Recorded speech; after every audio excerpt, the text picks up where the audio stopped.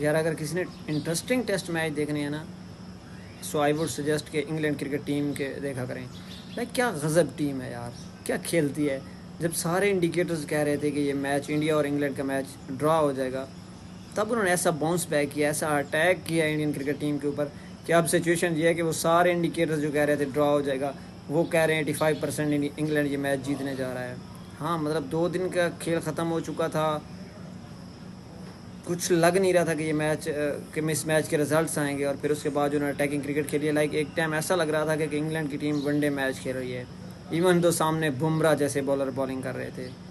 यार क्या टीम है, और ऐसी धुलाई की है इंडियन क्रिकेट टीम की कि याद रखेंगे लिटरली यार। जो भी बल्लेबाज और जो रूट की तुका है, क्या ही बात है। लाइक आज उन्होंने 13,000 रन मुकम्मल किए हैं।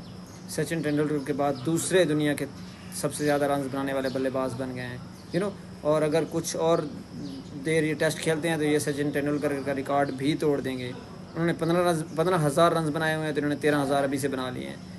लेकिन जो क्रिकेट इंग्लैंड खेलता है ना, और जो इंग्लैंड के लोग देखने आते हैं, कभी क्राउड में देखा है आपने यार, बहुत इंटरेस्टिंग क्रिकेट खेलते हैं यार।